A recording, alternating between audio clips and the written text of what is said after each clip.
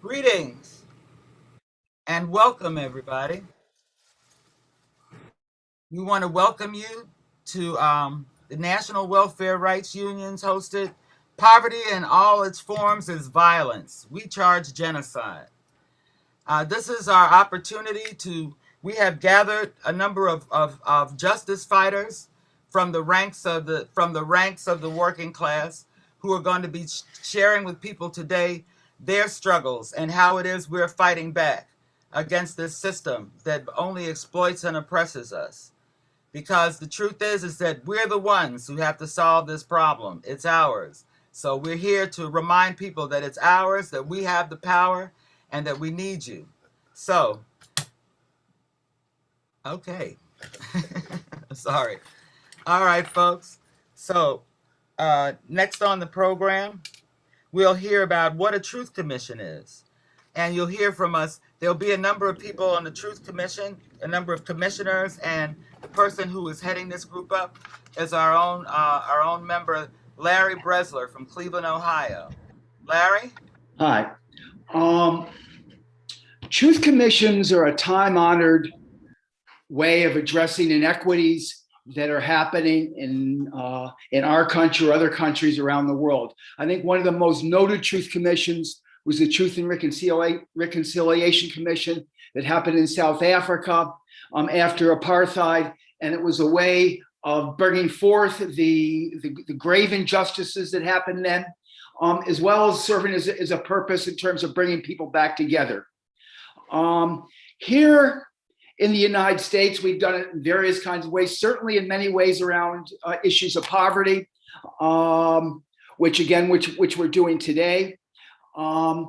The idea is for people to provide the testimonies, and they provide it in front of a group of commissioners, most of whom you'll be meeting shortly, who hear the testimonies, and then ultimately prepare a report back, which is used for making substantive changes, so that we can have the kind of equal rights and justice that we all deserve. So as the process for today is, we're going to be hearing testimonies. The commissioners are going to be coming back and giving a brief statement at the end, but then coming back with a more complete report again, so that we can use the testimonies and use the results of the testimonies for making real change in the areas that are going to be presented today. All right. Were you going to introduce the commissioners, or do we have them all on? I don't know whether we have them all here, but let me introduce them. We have Rick Tingling Clemens, who's everybody can see, long time activist in all kinds of areas, particularly in Washington, D.C., but also across the country. We have Maureen Taylor from Michigan Welfare Rights Union, who's a wonderful leader. Viola Washington from Welfare Rights Organization in New Orleans. We have Savina Martin from Boston, who's who's a minister and a leader in the Massachusetts Poor People's Campaign. We have Brian Mallory, who's from the End Poverty Now Coalition in Cleveland and a chair of the Ohio Poor People's Campaign. We have Willie Baptist from the Cairo Center and the National Union of the Homeless. And finally, we have Ciara Taylor, who's been a longtime activist and was a founder of Dream Defenders, but currently lives in New York City.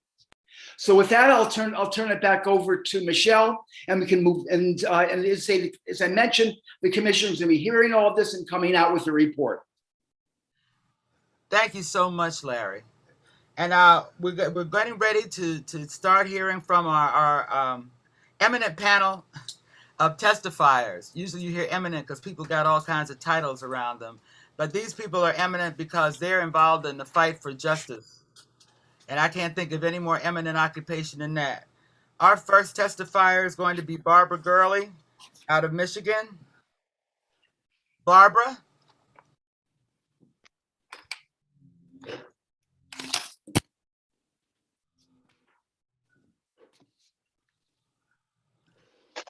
You're on.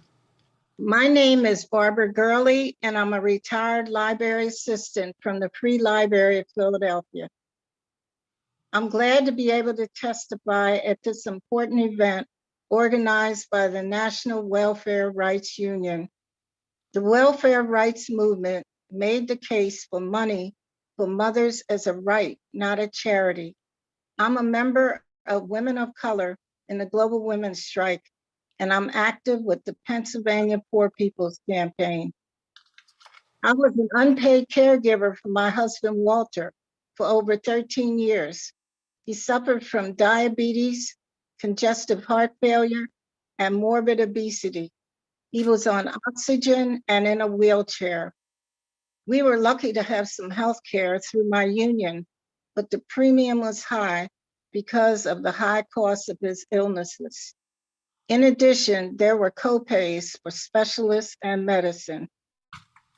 In spite of all these costs, on paper, our combined income was just above the poverty level.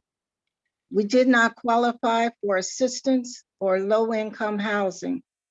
We could not rent from a private apartment building because my husband was a convicted felon. If we were separated, he could live by himself in low-income housing, but he needed 24-hour care. Also, he didn't want to leave me. We were married for 24 years. I needed someone to come in for a couple hours while I went on errands, but I would have to pay for that service, and we didn't have the money. My husband had several falls, and I would have to call the police, to call the fire department to pick him up.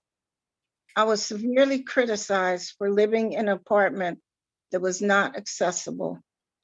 My husband got an infection in his foot and had to have part of his leg amputated. He went to rehab, then a nursing home where he died. My brother was also a caregiver. He was the primary caregiver for our mother, who had Parkinson's disease and dementia, but she wasn't on Medicaid, so my brother could not get paid for that work. He did not get Social Security for those years because he did not have a wage job, and so his Social Security payments were really low when he turned 65, and now he can't afford decent housing. This system didn't and doesn't care about us, and it doesn't value caregiving work. Caregiving needs to be valued with money, welfare, and other resources, including tax credits going directly to mothers, grandmothers, and the 53 million unpaid family caregivers in the US, many of them older, like myself. If I had gotten even $100 for being a caregiver, I could have hired someone to stay with my husband, and I could have afforded to get help to take care of him. As the Poor People's Campaign says, we need to change the definition of poverty and update outdated poverty measures in the US to reflect the 140 million poor and low wealth people in the US who are $400 emergency from crisis.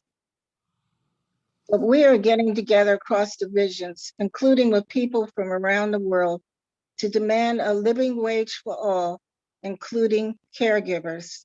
Thank you. Thank you, Barbara. I don't think we have sound effects, but I thank you. That was terrific. And but we see Barbara is covering so many of the different areas where we're under attack, where our families were criticized for living in places that we had an opportunity to live, and now we're criticized for it because we can't afford to go somewhere else.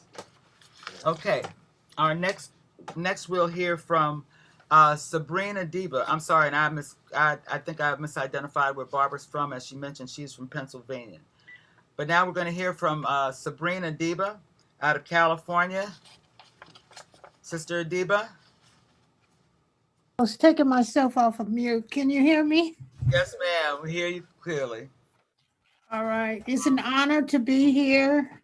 My name is Sabrina Adiba, and I live in Los Angeles. I've had a disability, a seizure disorder since childhood, and have been receiving SSI since I was 20 years old. I am also the mother of 8 children. In the 1980s, when my husband was unemployed, we had to go on welfare and food stamps.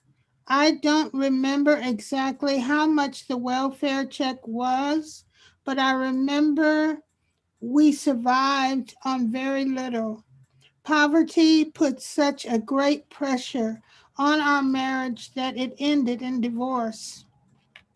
So there, I was a single mother with 8 children on welfare, and raising 8 children on a tiny welfare check and food stamps is hard work. We lived check to check, and there was often times when the children went hungry. I not only had to pay for rent, utilities, and bus fare, I also had to get clothes and shoes for 8 children. I couldn't add to it by getting a wage job, have any income, and still continue to get welfare and food stamps. And living in South Central Los Angeles felt like we were living in a third world country, like living in a war zone. Being on welfare, there's always something you have to do. I had to reapply yearly, and with every change, we had to come down to the welfare office. I had to bring all the children with me, remembering to bring every piece of paper to do with each of them, all traveling on the bus, then wait hours for the welfare worker to call us in. They look at you like you're a piece of crap, undeserving. Every time we went to the welfare office, I had a seizure when I got home.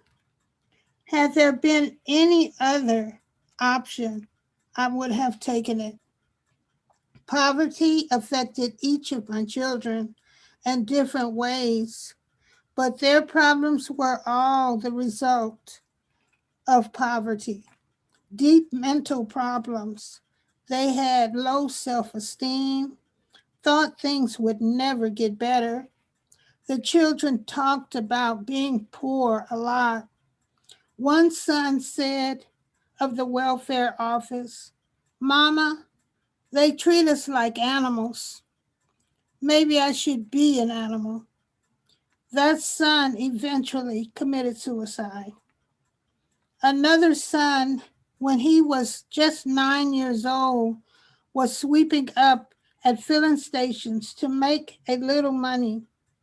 Two of my children have said they would never get married, didn't want to be poor, wouldn't bring children into a world like this. When my children reached 17, they were no longer eligible to receive welfare. They couldn't continue their education as they had to get wage jobs. As I remember, as I mentioned, I'm on SSI. That's not much when it has to cover rent and utilities, transportation, and more. When my granddaughter, Kashmir, was born in 2009, my daughter and granddaughter came home from the hospital to live with me, and I was instructed by LA's child welfare system called DCFS that I would be responsible to see that my daughter did everything they mandated she do. When Kashmir was about 5 months old, DCFS forced her mother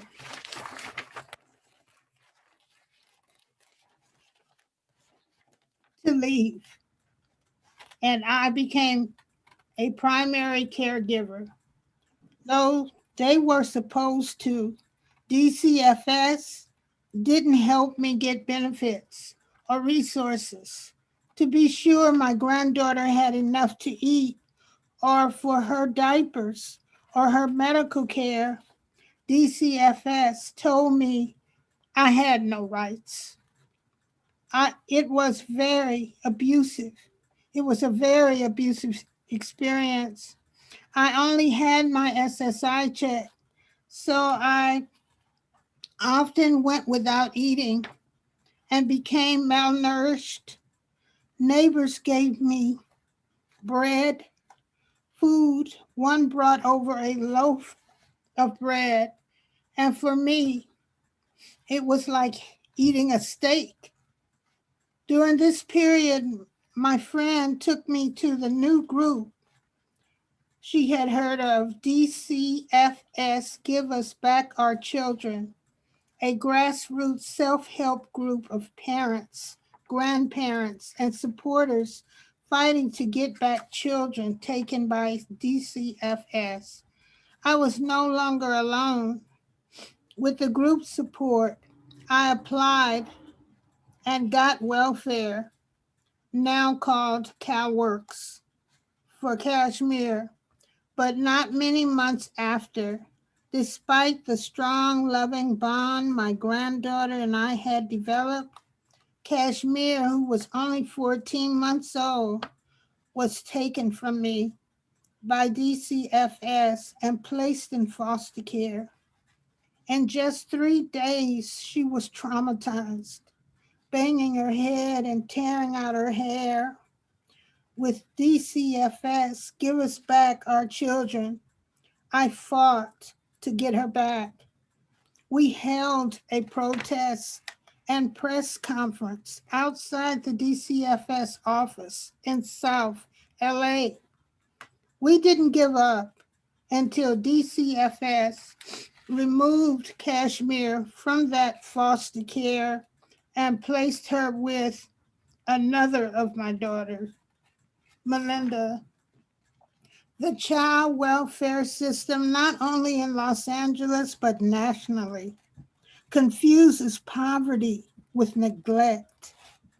They take children from families disproportionately, children of color, struggling on a low income, rather than providing families with resources or services they need.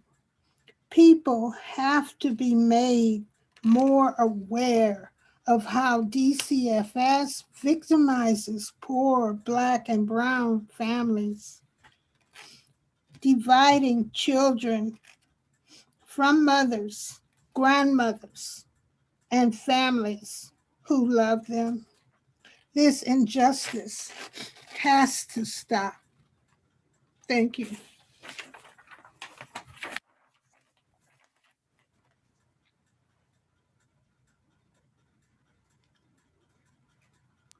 Sorry.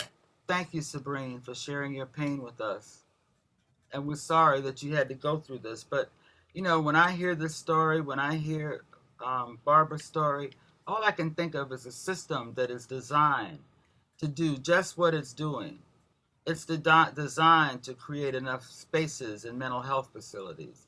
It's designed to provide it's an insane system that's designed to break up families, and it's cruel. It is cruel, and it's designed to drive us crazy. And I think the one of the amazing things is that so many more of us are not crazy. That we realize that it's the system and not us that's the problem. We're not taking the blame for a system that is designed to drive us crazy and is doing exactly that. What we're doing is that we're mobilizing to fight back and to remind people that we don't have to put up with this. We are the people who made and produced, we make and produce everything, everything. We dig it out of the ground, or we take it from the trees or the air. We process it, we develop it, we distribute it, and then we, on the other side, then we consume it.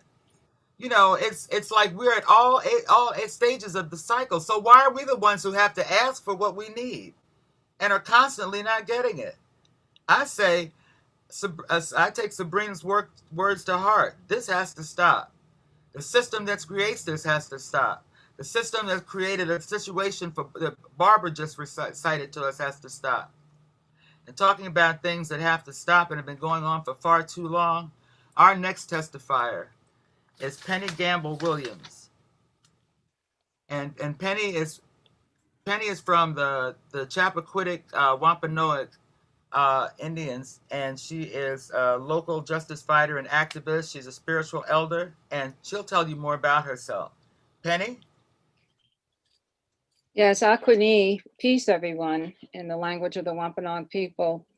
Yes, I am the spiritual elder of the Chappaquiddick tribe of the Wampanoag Nation of Massachusetts. I'm the president of our tribe's nonprofit, and I'm the former Sunk Squaw, or chief of our tribe. I'm going to talk about genocide, something that we all know about. And I'm going to talk a little bit about what happened to the Wampanoag. The Wampanoag were the ones who encountered the new people, the Pilgrims, the English. So genocide and colonization actually continues to this day. It never stopped. The Wampanoag Nation, also known as the people of the first light, have been in the struggle to survive as a people since the landing of the Mayflower in 1620. It's 401 years. And it's 401 years of fighting to get some of our land back that was stolen. Thousands and thousands of our people died. Thousands of our people were sick from smallpox and other diseases that came with the settlers. We had plagues, and it was hard for many of our people to survive. So at times it has not been possible to move forward in many ways because of land issues and because of colonization, this Western construct. So the Chappaquiddick tribe of the Wampanoag Nation's land base has been on the island of Chepeaquiddick or Chappaquiddick. It's part of the land base of Martha's Vineyard Island, also known as Nope.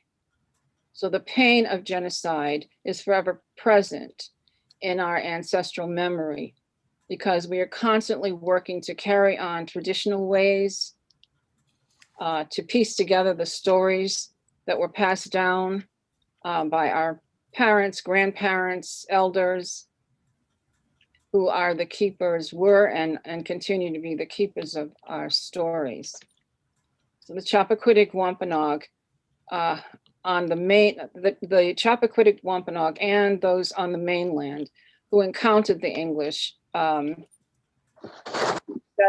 in Massachusetts. They were the people living in what is known as Patuxet, which got changed to Plymouth, had died from the smallpox. The English who were tired and starving from their voyage, they found that village and they saw the remains of the Wampanoag people. And after searching for food, the Pilgrims found stored food. After surviving through the winter and being helped by a Wampanoag that they met,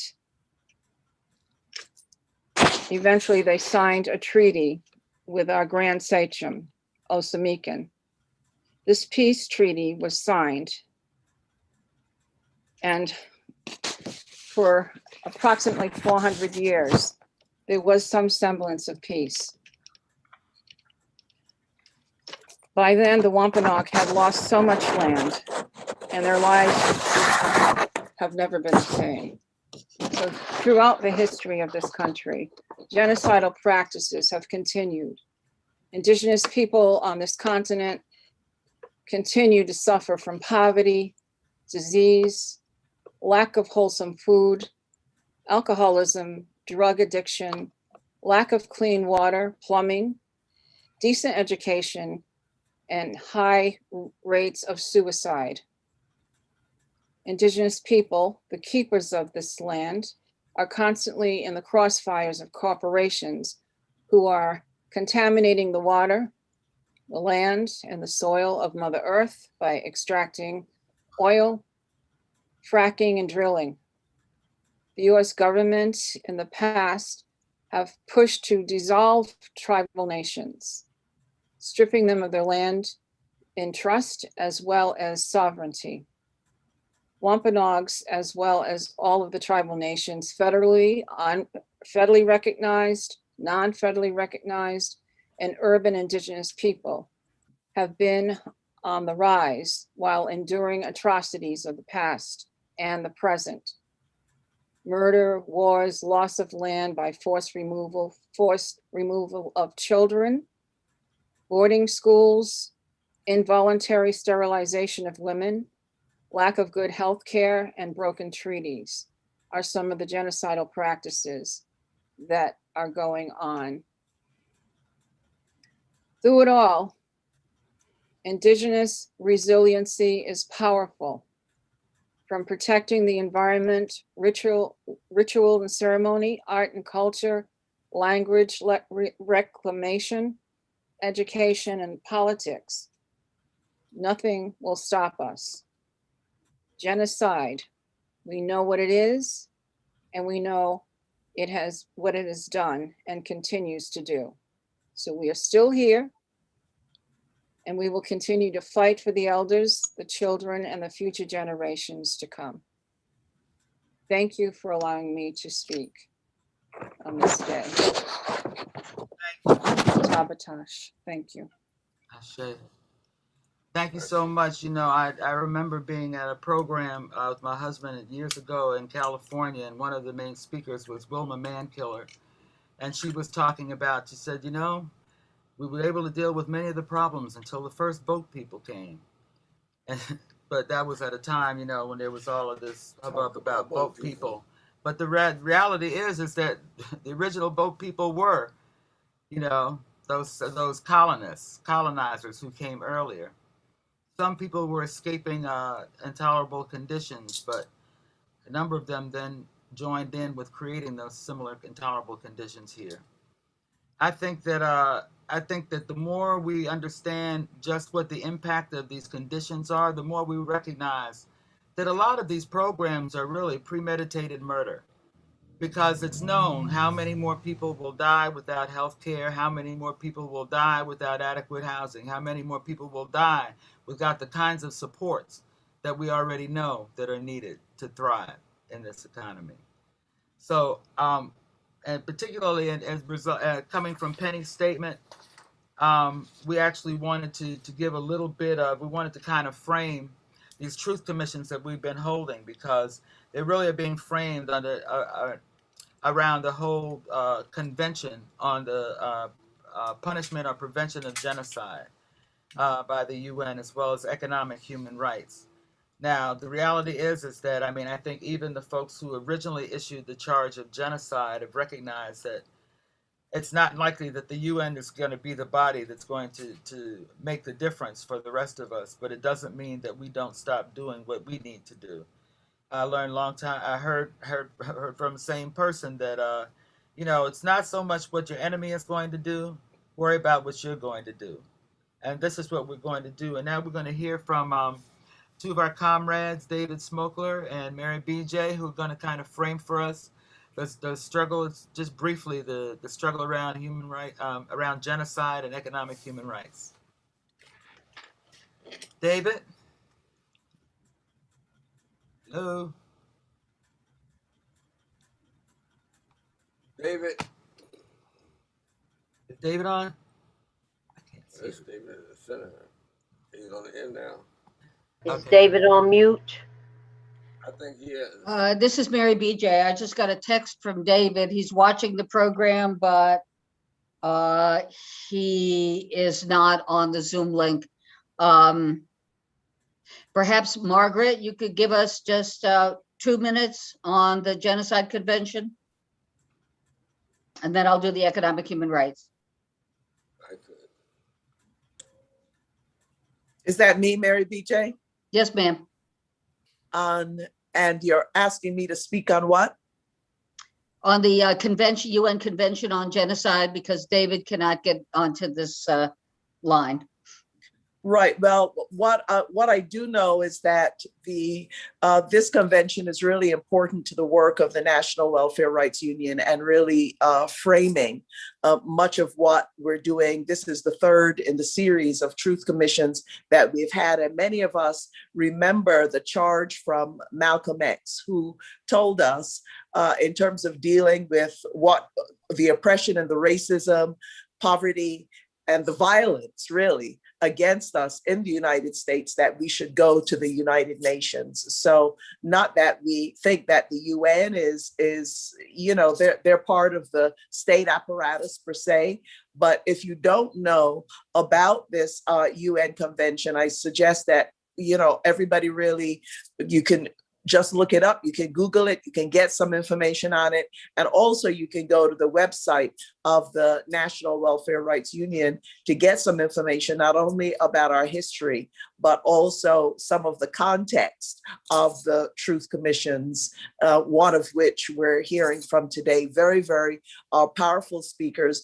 We had a big discussion among ourselves and decided that we all agreed that poverty in all its forms is violence. A lot of times we think of violence, we think of war, of course, other forms of violence, but poverty in and of itself is violence. Poverty and all of the interrelated oppressions that happen as a result of it. And this was powerfully put forward by the speakers, the three testifiers that we heard today, from the perspective of Indigenous people, from the perspective of caregivers having to deny themselves food so that the people they're caring for could eat. I mean, all of this is a form of genocide, and it's heartbreaking to hear Sabrine's son talk about being treated like animals, and perhaps he should act like one. And then the tragedy that the whole family had to deal with as a result, really, of the poverty and oppression. So I really want to thank you, Mary BJ, Michelle, Sierra, Monica, the whole team, our chair of National Welfare Rights Union, Marion Kramer, of course, Maureen Taylor of Michigan Welfare Rights, Viola, everybody, Reverend Annie Chambers, Willie Baptist, that put this together to get the word about this convention out, but also to make the case, as we are making to the UN, that poverty in all its forms is violence. Thank you. Thanks, Margaret. Thank you. Thank you, Margaret. This is Mary BJ, and what folks have been saying about the framework is so terribly important, because we are trained to use a framework that denies the truth about poverty and about genocide. We are trained to believe that if people are living in poverty, it's their own fault. That's why we do these truth commissions. These are sacred places where we can be together and tell our truths and be believed. Once we're believed, we can step out with our strength, with our unity, to take on the conditions that kill us, poverty kills, and to do more than that, to start building a world, a regime that is centered around human rights. My job is to say a few words about economic human rights, about the framework that was established in 1948 by the United Nations, when almost every nation in the world, including the United States, signed the Universal Declaration of Human Rights. I want to read just a couple of those human rights. One, Article 23, everyone has the right to work, to free choice of employment, to just and favorable conditions of work, and to protection against unemployment. Everyone without discrimination has the right to equal pay for equal work. Everyone who works has the right to just and favorable remuneration, ensuring for himself and his family an existence worthy of human dignity. That's everyone who works. People who work in the home raising children, they are working. They are not paid, but they are working, and we need to affirm that they are working.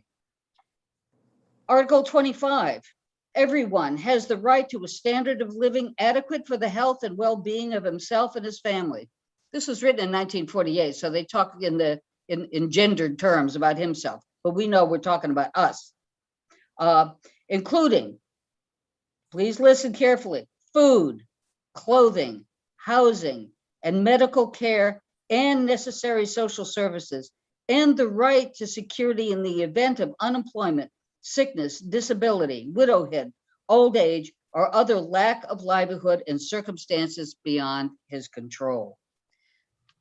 That states clearly and unequivocally the remedy to genocide, the remedy to removal of our children, the remedy to our hunger, the remedy to every injustice that we are experiencing. The remedy is the affirmation of our rights as human beings.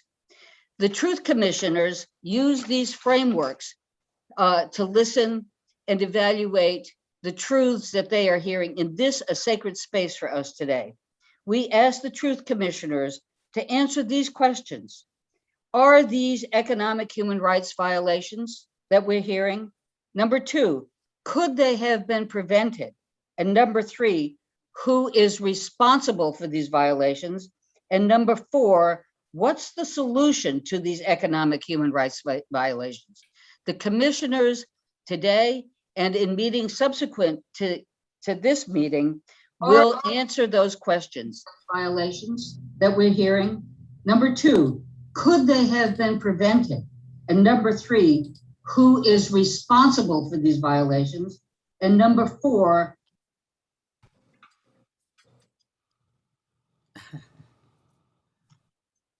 I don't know. Something happened to the audio. Number four, what is the solution to these economic human rights violations? Thank you. That's the framework within which we listen to these testimonies today. And thank you for sharing these stories. Thank you, Mary. Thank you, Margaret. Okay, so that helps. So now you know, got to set that platform as the next. What is the solution to these economic? Oh, there's David. Okay, there's at this point we're going to hear from some of the rest of the testifiers, and I'll alert our audience that because of floods going on in areas of Michigan, where the phones are being knocked out, so the people can't get the links where they are. So some people are at work and they were going to move out to do their testimony, but they can't get to the link because the building's flooded. You know, those are the people that we can get to. But in the meantime, who we're going to hear from right now is Ms. Anita Ross. Floods going on in areas of Michigan, where the okay.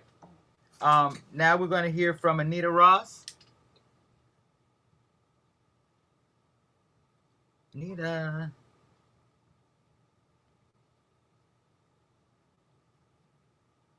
Is Anita on? Anita Ross. Floods going on in areas of Michigan, where the okay, if Anita's not on, I understand that Priscilla Harris. We have Priscilla Harris with us.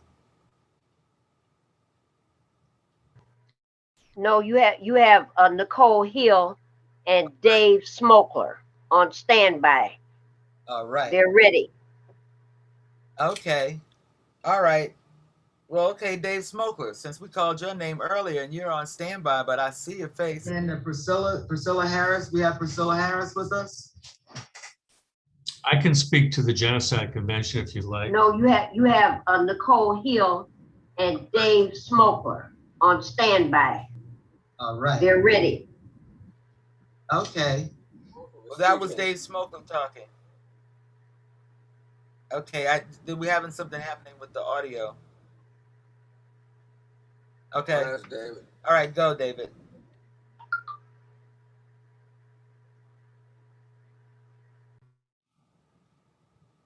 Uh-oh. Okay, that's Maureen Taylor. Okay. Well, that was Okay. Dave Smoker talking. Hello, my name is David Smokler. I'm from Detroit, Okay, Michigan. we having something happening with the Can you audio. hear me? Yes. Thank you very much. Okay. That's David. I'm All right, spe- go, David. Okay, not only are we talking about the commission making its decision based upon the Universal Declaration of Human Rights, economic provisions, Taylor. but we're also talking about, hello, my name is David Smokler. I'm from Detroit. Go ahead. I'm All right, spe- go, David. Okay, David, not turn only off are we YouTube. about the commission making its decision based David? upon the Turn off Universal Declaration of Human Rights, economic provisions, but we're also Somebody got you. Okay. He's not on. David, Unmute yourself. unmute yourself. Okay. Can you hear me? Now we can hear you. It's YouTube. That's Seems to be playing back. okay. Thank you. You can hear me now, I'm okay? Yes. Yes, not only are we talking about the violation of David? people. Unmute yourself. Unmute I'm yourself. unmuted, I'm unmuted. Okay. Can you hear me? Now we can hear you. YouTube. That's okay. We heard David. I Yeah, was but hearing no, David. David, I put David out because he won't take off YouTube. So I need you to go to the next person. Okay, well, yeah, just going. So I understand that Nicole Hill is on. Nicole? Can you hear me? Yes, ma'am. And I know we can hear your voice. Okay. I just want to speak to the effects that poverty has on people. I guess I want to give my lived truth. My name is Nicole Hill, and I'm a single mom that got transplanted back to Detroit, Michigan from Louisiana due to Hurricane Katrina. And so I now reside in Detroit, where I live with my family in poverty. Since moving here permanently in 2005, I have struggled to get back on my feet financially. I have dealt with the effects that of that hurricane and the decision to come back every day. Due to poverty, I continue to struggle with basic needs that many people take for granted. Like just basic needs, like having a car or a microwave or the type of housing that I want. Every decision that I make, whether it's something as simple as purchasing dishes or new furniture, I have to calculate it against what the backlash will be and where I will have to take that money from. I don't really, oops, I'm sorry. I don't really, feel like I'm even living, to be honest. I feel like I'm just existing or surviving, but not really living. I don't enjoy, not enjoying my life. I lived through two hurricanes back to back when I was living in the South. In 2004, Hurricane Ivan came through and caused major damage. And then in 2005, after just beginning to really recoup and rebuild, Hurricane Katrina came through, and I just simply could not afford to rebuild from that. It was just very devastating. And in Detroit, where I thought I would have an opportunity to do better, I find that I was smack dab in the middle of a massive water shutoff campaign that was going on by the city of Detroit in 2014. And they shut off masses of people across the city with no disregard for the consequences. I went a total of 3 months without water, and I contracted bacterial pneumonia in October of 2014 due to a water shutoff. And now I live with a compromised lung system. And all this was due to living without having access to not only the water, but to quality medical treatment, and which is all issues of poverty. Even now, I see this in the midst of COVID-19, how people of color are less likely to get tested because they have less access to testing supplies as well as vaccines. And also, there's this narrative in the Black community that this isn't real. So many people don't obey social distancing and masking. They just don't take this virus seriously. And all this shows that communities in poverty are often overlooked for access to resources that are so desperately needed to help meet their needs and the needs of our community. And because of that, we're watching our people die. And people seem to think that that's okay. People are just overlook it. It's like the Black and brown impoverished community is considered dispensable. And that's untrue. And I feel like hearing stories like mine will let people get the courage to stand up and speak and continue to fight for what we deserve, which is equal human rights with everyone. Thank you. Thank you, Nicole. And I don't know how much people can hear it, but Nicole is one fierce fighter, and she is raising fierce fighters. But that doesn't mean that was her goal when she moved to Detroit, to be spending all that time fighting and fighting and fighting just to survive. But she is fighting to do more than that, because she wants her family, she wants her girls to thrive, and that's what we all want. You know, it's a negative stigma on welfare here, but what it really means is the right to fare well. That's what we're about, folks. That's what welfare rights wants, and we think that that's what everybody ought to have. We don't think that it should be cut off because of income, because of color, because of gender. We know that we're entitled to get more than we are getting for the work that we do. We're raising the next generation of work. We're even raising our own replacements, the next generation of workers. Now, how crazy is that? And they still don't want to pay us a living wage. So, hey, we know who can't be trusted with addressing our needs. And that's why it's our fight. Okay. Thank you so much, Nicole. Thank you. We really appreciate you being able to get in on this and share your testimony. Okay, now we're going to hear from out of Cleveland, Ohio, Lou. Lou, you there? Hi, good afternoon. This is Lou. Low life, live from the left public shelter for female adults in Cleveland, Ohio. Thank you for the opportunity so I can speak up for sheltered and unsheltered homeless in Calhoun County, Cleveland, even on behalf of the whole homeless people in the whole country. Well, we have heard lots of people talking about even they are not in the shelter, live in the car down the street, they already struggle with. Okay. Is there any way you can shelter the wind? Oh, this is the last public shelter for single adult, supposedly single adult females. They call their name as Norma Hair, Herr, Women's Center. But homeless people, we call that Norma Hale, Hell, or the Hale.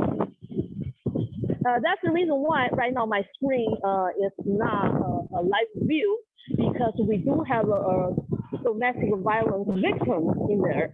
So for the safety reasons, I do not turn the video on. Thank you for your understanding. So may I continue? Yes, please. No, it's just the sound. Sounds like you're outside. Yes, because it's chaotic right now inside. I'm sure, yeah. No, I mean, it's just that we hear the wind and it's cutting quite. Yes, I'm in the courtyard. Sorry about that. May I continue?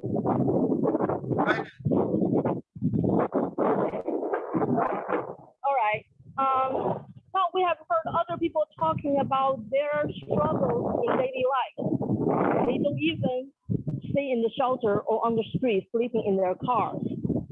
However, people are already getting to the level of homeless as stay in the shelter or down the street, sleeping in the car, couch surfing. What kind of life can we have? I would like to tell you that. In this particular shelter, for example, all the horrible things you can think of, yes, they do happen. No proper food. Even the food they offer, you may get food poisoning. No clean drinking water most of the time. Lots of time you are out of toilet tissue. Currently, they even refuse to give you a plunger to unclog the toilet. Now, why do you think this is happening? Well, because first of all, just like earlier what people already said, the whole society has the mentality, it's your fault, you did not make good decisions, that's why today you are homeless. No matter it's only a financial issue or your mental health or your addiction or any other dramatic incident to put the traumas on you, which you have no control of. From the recession till now the COVID-19 pandemic, look at what happened to the shelter. Hopefully we should have the concentration process so the congregated shelter would not be as dangerous to have a virus to spread around, right? Right. The way they separate people, yes, you have heard a public method, they will use some hotels, but guess what? Even they take some people out of the shelter, everybody grabs up in those rooms. They do not separate people from the rooms.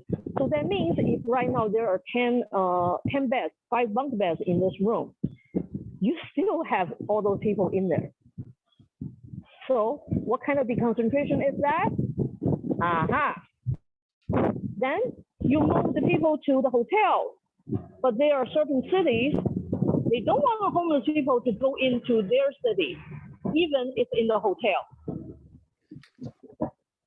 No, they object. Right now, the famous case right now we have right now inside of County. They refuse the men's shelter, the only and left public men's shelter to have their residents deconcentrated to that location, but now they raise the panel saying they cannot be there. They put a heavy surveillance around that hotel, harass those people going in and out of the hotel. This is how people treat your own country fellows. So in this case, I can tell you the reason today we have this serious homeless problems throughout the whole country, we have increasing homeless population no matter where you go, that's because we are the product of the bad public policy. One thing I can tell you, just for example, you have a pregnant person right now staying in the shelter, but bad staff, bad workers, they deny her food just because they feel like it. And also, once the baby is born, the child welfare agency will take the baby away instead of letting her having the baby to go to the family shelter. And for her to get a housing, that's the problem. Because if you want to apply the housing as a family, you have to have your children with you. Now they will question you about the custody issue and this and that. But if you didn't get a divorce, you didn't have a child support battles in the court, then you will have a hard time to actually prove you have custody of your children. So all these things around are putting extra burdens on people unnecessarily. all these public policies, doesn't matter, homeless service, food stamp, the SNAP program, Medicaid, everything has started a long time ago and decided by a bunch of people who they did not understand homelessness. They did not even know anything about homeless people's life. So we have to stand up, raise our voice. Otherwise, we will always be pushed aside and kicked away. And this is really not fair. If we also work, try to work, and we also pay taxes, we also vote, why you rip off our voices? And of course, there has been a one incident to prove you going to a shelter is just to add more trauma to your old traumas. We have this senior citizen, legally blind, with a seeing eye dog. The shelter condition is so harsh that supervisor actually threatened her every day about this dog. Eventually, the supervisor actually called Florida, the seeing eye dog training school, to take that dog away. The reason was this shelter is unfit for that dog. But is it fit for a human? The environment has been made as inhumane, as harsh, because they want you to actually struggle with your mental health issue, so you will be qualified for permanent supportive housing. That's the pipeline they created, from shelter to permanent supportive housing. However, you have to be qualified. So they have to make the environment so harsh, so bad, you will be even sicker than when you came in. Is this okay? Is this something we should really take? Lots of people actually committed suicide, not actually because of their own fault. Actually, that's because they could not take this place. But hush up, saying, oh, that's their own decision. We know nothing about it. We did not do anything. And that's why lots of people did not even stay in the shelter because they cannot stand this environment. So they never got the help they needed and they left. And they ended up even worse ending of their lives. Back in 2018 March, we have heard one of the persons used to stay in this particular shelter, she was murdered because she came to the shelter with domestic violence background, but they did not do anything about that in the general public shelter. So when she got a housing, it was not through the safe channel. So her abuser found her, stabbed in her back, shot her, separate her bodies, put in a dumpster. This was a big local case here. So is this what we want for people's life? Just because you are poor, so you deserve all these inhumane mistreatment?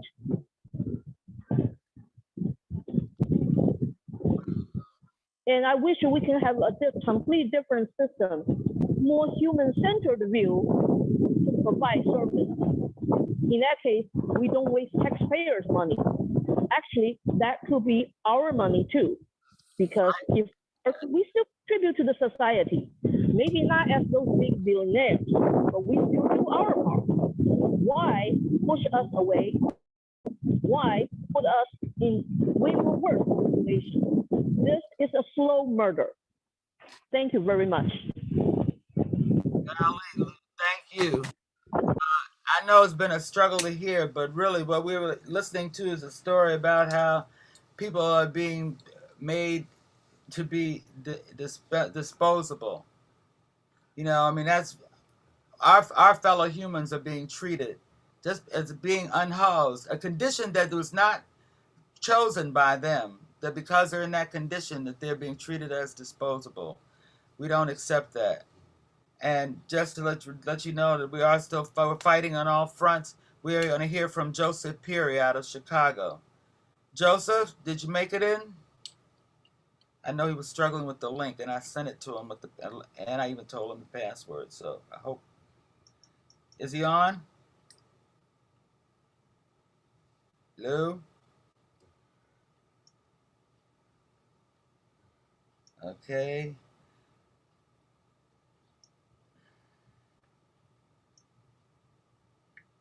Okay. Well, while we're waiting for Joseph, because I know that he's coming on, Sabrine, I know we'd asked you about doing a poem. Is that something can you do that now? Sorry for the short notice. Just rolling with the times.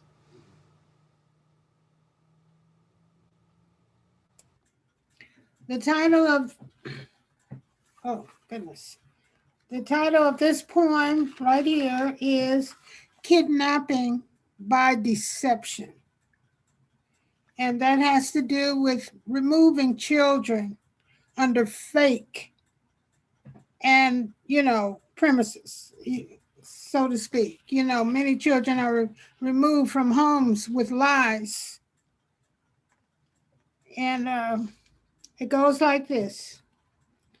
Kidnapping by deception for material gain, dividing poor families, a colonial game, stealing our babies, deleting cultural names. Greed don't justify oppressive pain. Unified regimes is what strong army need. Stop closing your eyes while our dynasty bleeds. Stop sitting on your hands, waiting on politicians to fill old demands. Child Protective Services sitting behind desks, spitting slippery lies, feeding Jane Crow, breaking tribal ties. My prose too salty? Caught you unaware? Kidnapping by deception is a treacherous snare, a shade. Thank you. Thank you. Ashe. Ashe. All right. All I right. hope you heard me. Oh yeah, we heard you. Yes, ma'am. We heard you.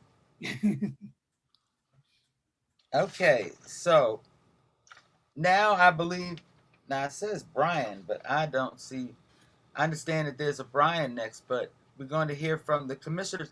Actually, what's getting ready to happen is I understand that I don't know if Joseph made it on, but we are now moving to allow the testifiers an opportunity. I'm sorry, the commissioners an opportunity to get together. You have Brian still. I'm sorry. Brian is here. Oh, hello, Brian. I guess we're going to hear from you. Brian? Is this Brian Mallory?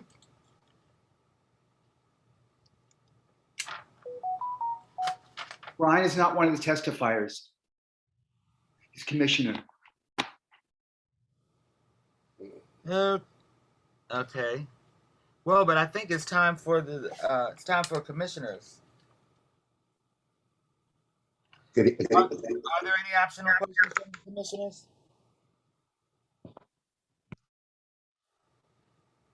Yeah. Okay. Well, the commission is going to get together to meet, and while the commission meets, we're going to get to have some videos. Let me have the page on screen for people. No, the page. Videos on screen that we hope that people will enjoy. Thank you. We're going to be hearing that part's cut off. Oh, Metal in the Sky. I know that there's some. There's also a piece from the General Baker Institute. So Who's doing the videos? Colleen? Carolyn?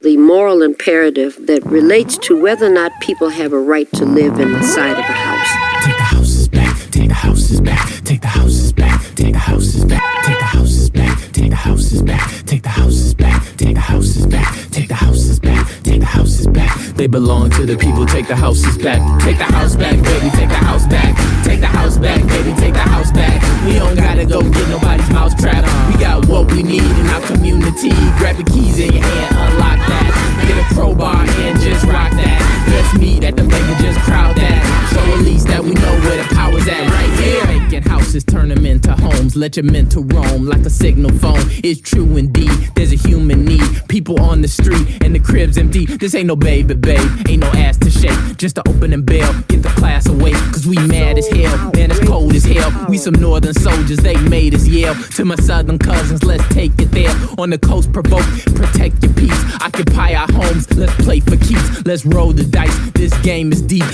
Take abandoned lots, make them garden plots, then guard them plots, cause the block is hot. Unbar the lots, then watch for cops. When we get together, we're hard to stop. Take the house back, baby, take the house back. Take the house back, baby, take the house back.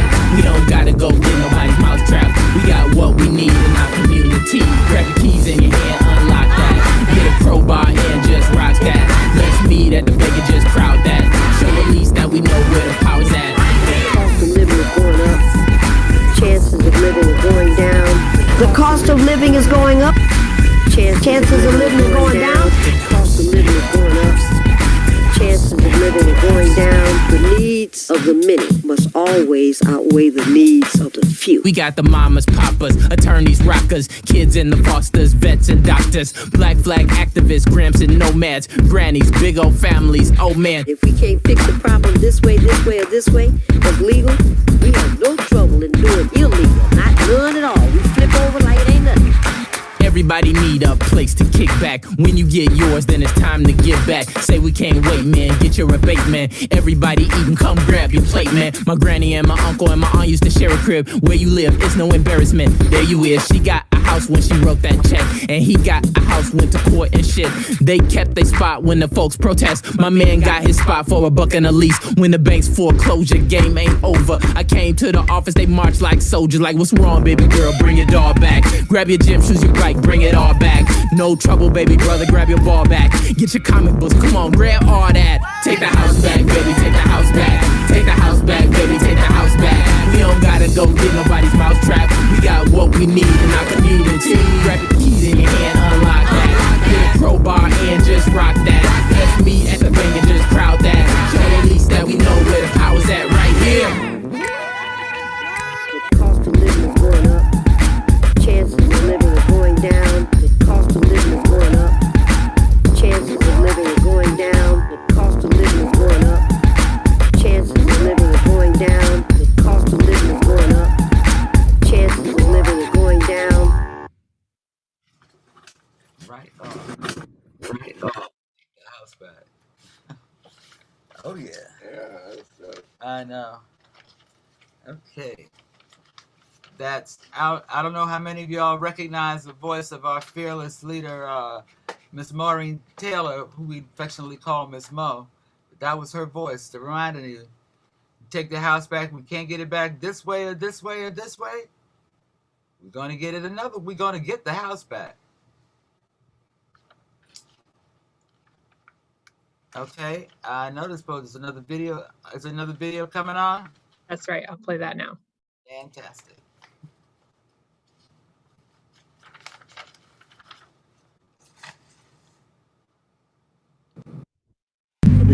Detroit is the harbinger of the nation. Yes, it is. Look out, because everybody else is headed this way. The technology that we got confronted with, because we was one industry town, is going to hit every industry, everywhere. They are not going back on technology.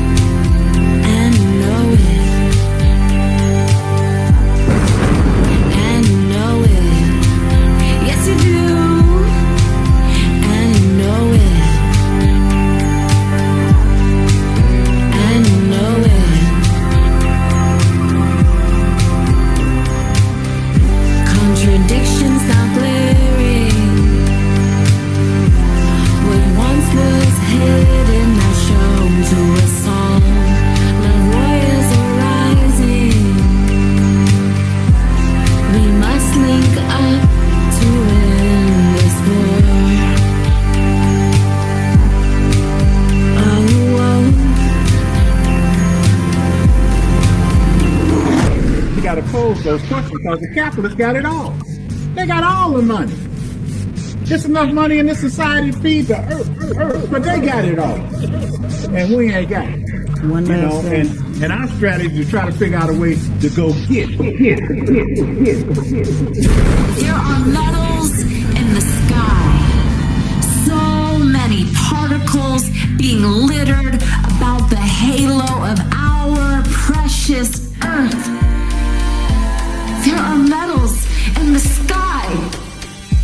And it's getting harder and harder to breathe. This is warfare. Salt of the earth. A world that puts people over profit is possible. With every red heartbeat on the streets of Detroit, Caracas, Lancaster, Jerusalem, Flushing, Durham, Miami, LA, and beyond. Capitalism is dying. We must unite in order to ensure its demise.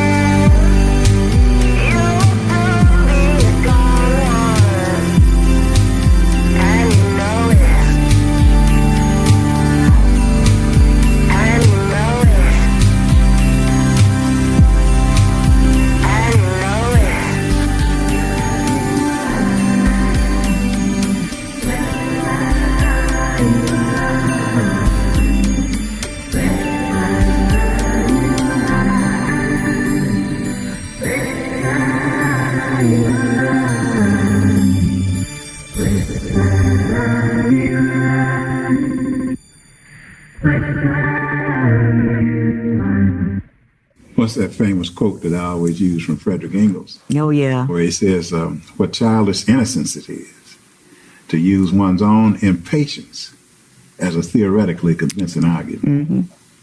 Don't go blaming the people for not moving. Blame yourself. Because usually what happens when people rise up and the leaders then got demoralized and quit, and then when the folks rise up, ain't nobody there to lead them. You need patience and persistence and stay with that movement because people do change. The moral imperative. Wow. All right. That was very cool. That was exciting. Love that. Now we're going to hear briefly from one of our commissioners and founding member, Rick Tingling Clemens, is going to give us a brief statement on genocide. Okay. Brief. A brief statement. Real brief. And I'll try to be real brief. In 1948, the United Nations was formed. It was formed to speak to a lot of the problems that existed at that time. It followed the Nuremberg trials, whereby the Nazis were claiming that their extermination of the Jews was necessary, and communism was necessary, and homosexuals were necessary.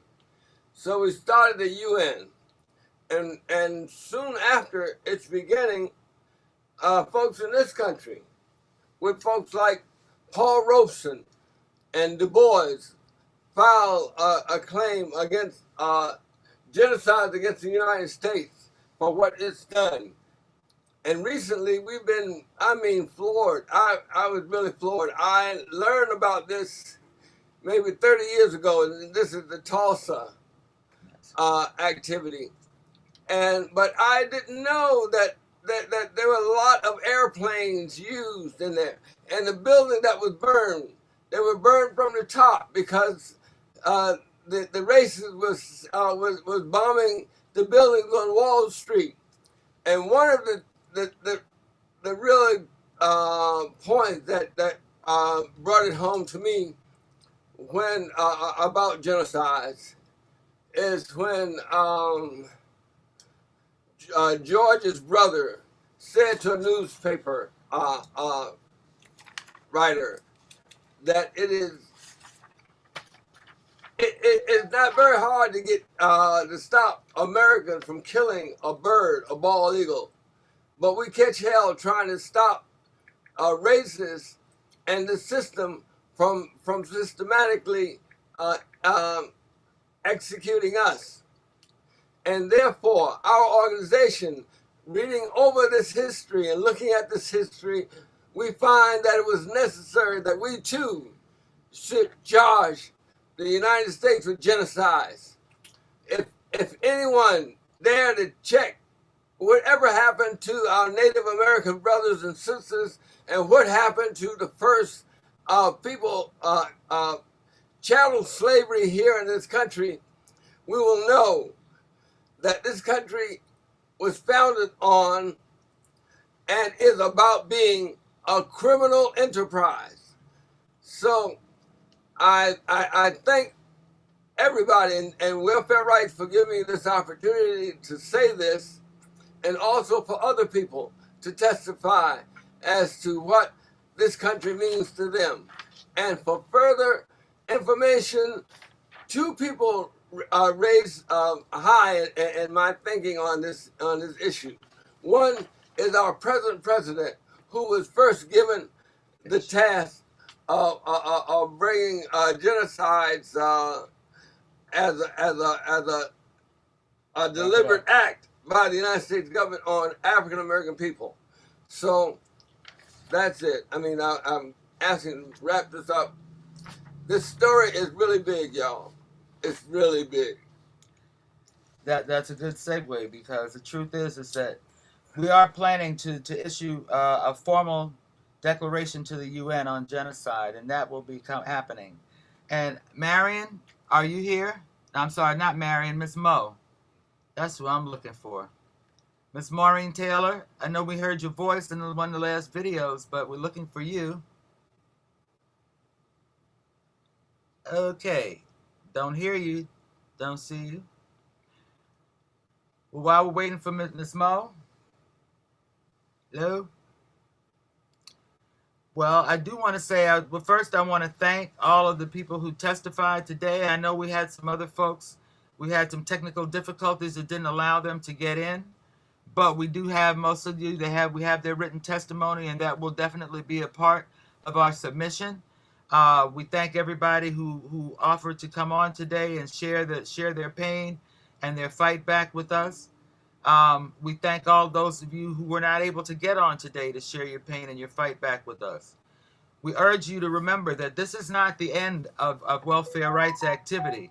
We're now celebrating 55 years of the National Welfare Rights Movement.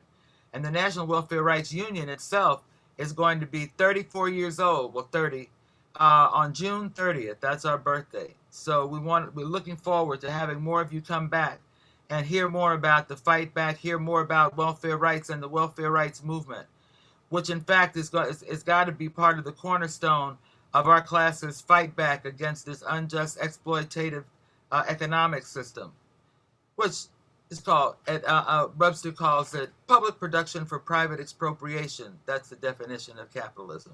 So that means that we do all the work and the private sector expropriates. That pretty much is how it works. It's just they put it in big polysyllables, so oftentimes people just skim past them and figure out for themselves what those words mean. But that really means the public produces and the private sector expropriates and takes it away from us. I also want to remind people that we see the people fighting back as warriors. We believe that you're valuable members and assets, and we would really love to have you in welfare rights to join us in fighting back, because what we really do understand, I mean, and General Baker was saying it so clearly, the capitalists have all the money. So it's not a matter of, how much of it can we get? No, they're even fighting among themselves to see how much of it they can steal from each other. That is not what we're about. We're about building a community and a society that reflects what we know are the best human values with which we've all been raised, no matter what religion you were raised in. I know when my husband was doing a comparative religions course, I found that there were all kinds of documents in every religion that all said Treat other people the way you want to be treated. Be kind to your neighbors. Love your family. Don't be cheating. Don't be stealing. Don't be robbing. That's not unique. I mean, people call them Christian values, but the reality is that they come from a set of religions called the Abrahamic religions, which is all the ones we know about as Christianity, Islam, and Judaism. So some of those elements are the same in all of them. And what we really want is to have all of the warriors out there who have said, no, I'm not putting up with this anymore. I am not accepting the ravages of capitalism and what it's doing to me, my community, and my family. No more. No more. I never did like it. I didn't know I could fight back, but now I know. We the people have the power. We the people are the ones who are going to have to direct the fight. We the people are the ones who are going to win. So what we want is to remind all of you is that there's way more of us than there are of them. They have just bamboozled us into thinking that they're more powerful than we are, that somehow they're more moral than we are, that they're more ethical than we are. But we already see from their actions that that is not what this society is, that's not what this economy is about. We can find good people in it, but it is not this system and not this economy. When you have a system to feed people, which only gives them enough for a 2.5-week short-term emergency diet, but you let them think that what they're getting is going to last them for a week, and that if it doesn't last them, for a month, and if it doesn't last them for a month, it's because they're too stupid to know how to shop. That's a system. That's a system that's criminal. That's a system that does not deserve to be maintained. That's a system that needs to go. I heard from a person at a conference a few years back. He said, I'm a farmer, and I'm a root doctor, and so when I see a tree that's dying and rotting, it's not just the branch. You can't just prune the branches. You have to dig it up and turn it over. That's the only way to save that tree, and that's what we're talking about, folks. So we want you in welfare rights. We want you in the fight. We need you in the fight, and together we're going to change this to make this a world that is fit for our children and grandchildren. So join us. We welcome you.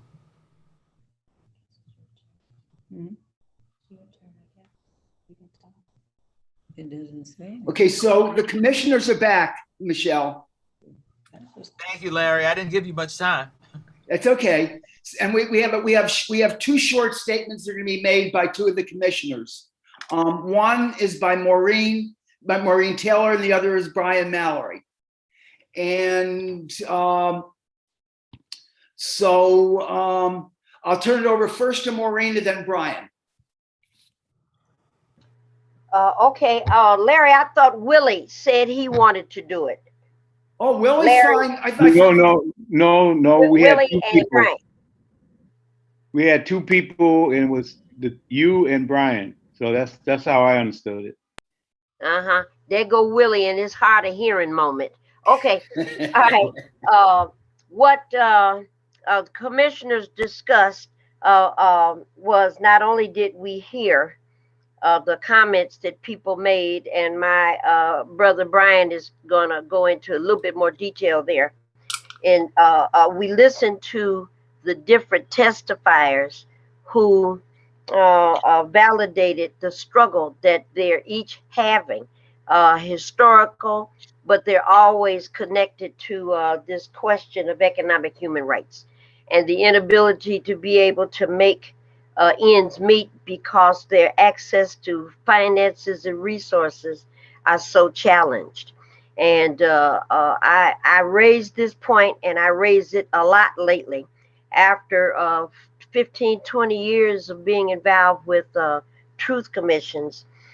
What is it we could do to better identify why we can't move away from testifying into a unified response?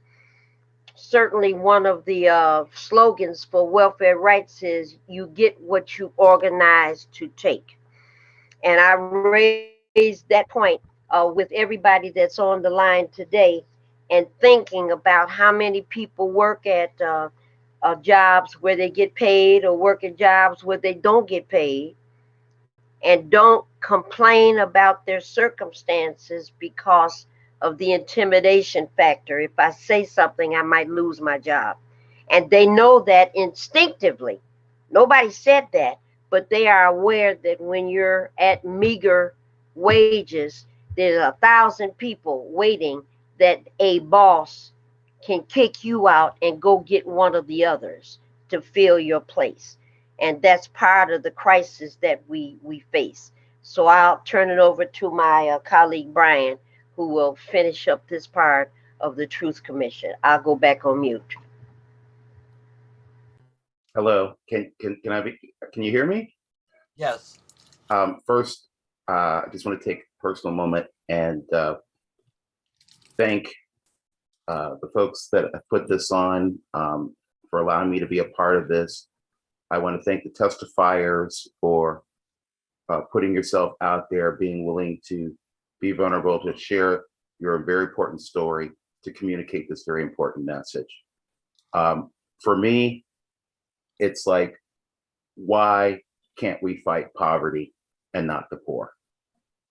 Poverty is not criminal, but yet currently it seems like our country is obsessed like an insane person over continually doing the same things that we know do not work. That is a definition of insanity where I come from. The policies of our governments, state, local, federal, the budgets that are passed are a reflection of the choices that we collectively as a society, by my way of thinking and my faith tradition, that makes them moral and ethical documents. And as people of faith, that is appalling. But even more appalling is the fact that now we all see, largely due to COVID-19, that these policies are unsustainable. This is not a viable way or path for our country. And in the richest country in the history of humankind, it should be appalling to every American, regardless of political stripe, that we have such a broad inequities baked into the system. So for me, it's a simple equation. We tell the stories, we get organized, we mobilize, and then we get out there and put the people in the positions where we need them to affect the changes that we have to have. So again, thank you for allowing me to be here. And let's get to the work. Just real briefly, just to, I think that there were, a few things that particularly resonated with many of us. It's just kind of a last part. Many of the statements, that we were very much struck with. And I just want to cite a few. That the whole idea that was mentioned about how our basic needs are being infringed on and we're not receiving them. That poverty,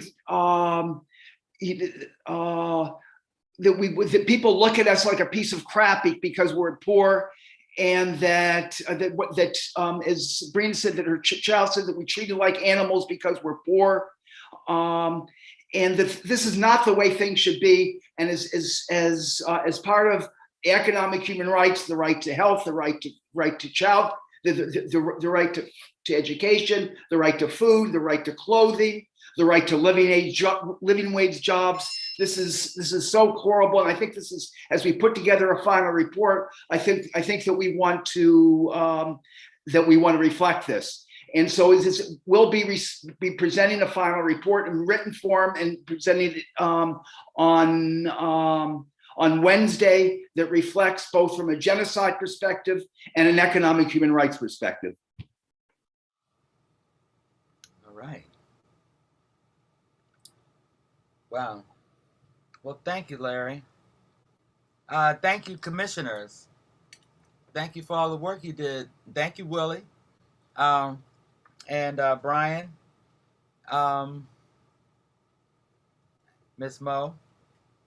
all of the commissioners who had a chance to weigh in today, and we know that we'll be pulling you for the next session and beyond. So we want to thank you for your commitment and dedication, for your work, and for helping us to let other people know that the fight is not over, that the people are not dead, and that the battle is just really being engaged. So remember, folks, we only get what we're organized to take. So this part of this process as we're Right. working to get organized. We need you. And thank you Yeah, for participating. Michelle. Yes, ma'am. There you are. Yeah, I've been there the whole time. I want to also thank the participants and let you know that we're hoping that those that are not members of the National Welfare Rights Union, that you make that step to become one. And we will have some more information for you next week. We need you to be some of the leaders out here. We should not be going backwards like all the testimonies that you heard about. A lot of that stuff at the welfare department been going on for years. It's time for us to put a foot up their asses and stop it, and train the rest of the work of our class to understand together we can not only run this nation, but at the same time, we need to fight for our children and for senior citizens and everybody. Thank you for coming on a day like today. But at the same time, our work has only just begun. And I appreciate it, each and every one of you. And we need you as part of the one of the leaders in the National Welfare Rights Union. It was hard trying to get it together, but we want leaders to lead. That's what you are. We will be setting up classes in the future on because we want to be as one and uniting with other organizations to make sure that we are marching in the same track for a better life. Thank you. And thank you, Marion. That sweet young thing is one of our fearless leaders, Marion Kramer, out of Highland Park, Michigan. A fierce warrior for welfare rights and for justice for people. Just don't get on her. She's actually really funny, but just don't get on her bad side. And that's what people who were trying to get in the way of justice are, on her bad side. Thank you. All right.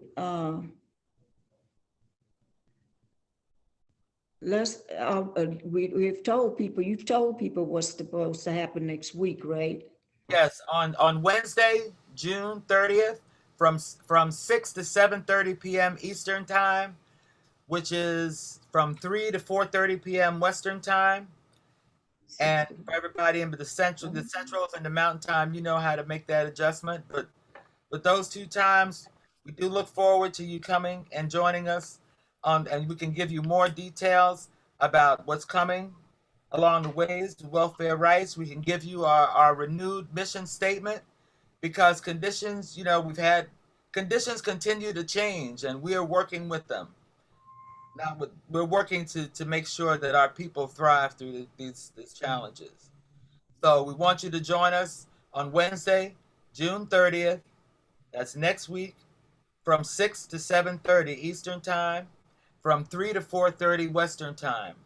And in the meantime, we urge you to keep up the struggle,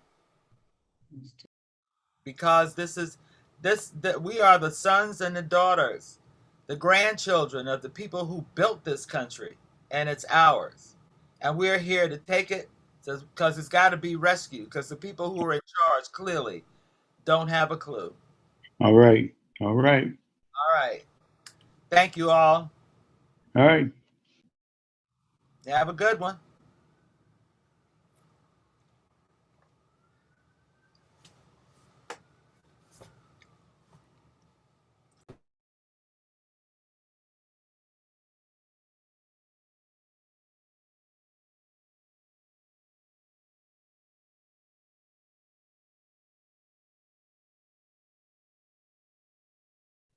We're clear.